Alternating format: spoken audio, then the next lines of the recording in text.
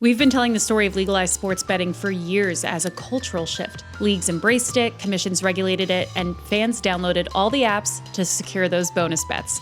And now, almost a decade later, the dark side of sports gambling is being exposed. On October 23, 2025, the FBI announced a sweeping set of arrests tied to illegal gambling and organized crime, including current and former NBA players and the mafia, specifically La Cosa Nostra.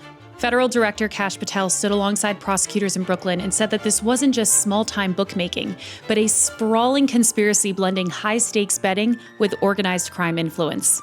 Among those charged were Miami Heat guard Terry Rozier, former coach and player Damon Jones, and Trailblazers head coach Chauncey Billups, all implicated in schemes that prosecutors said used non-public injury, lineup, and insider game info to place fraudulent bets and launder money. This marks a dangerous evolution of sports gambling. There was a time when sports betting was simple: point spread, money line, maybe a halftime prop. The 2018 Supreme Court ruling that ultimately legalized sports betting promised transparency and oversight, but it also created a landscape where micro-betting, or bets on split-second plays and individual player outcomes, has exploded.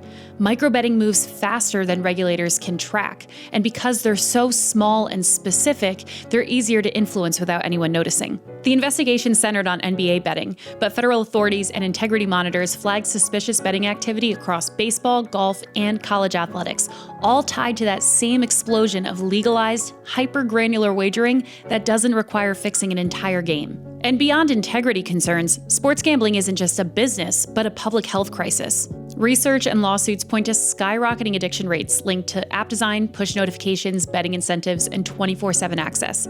Targeted marketing to younger, more vulnerable audiences has turned these betting platforms into the new gateway drug. Consumers are losing money, life savings, even taking their own lives, while industry partners celebrate market growth, all fueled by systems that reward constant engagement and chase the loss behavior.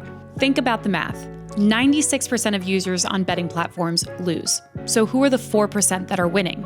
Oftentimes it's insiders with information advantages, syndicates who bend the system, or technology platforms who get a cut of every single transaction. And now, in the latest federal case, alleged organized crime figures are at the center of it all. Ironically enough, Adam Silver, the NBA commissioner, was the loudest voice pushing leagues towards legalized gambling, saying sunlight is better than the shadows. But that sunlight helped modern sports gambling grow faster than the systems put in place to help protect the games, outpacing regulation and uncovering a darker intersection of money, influence, and exploitation for profit.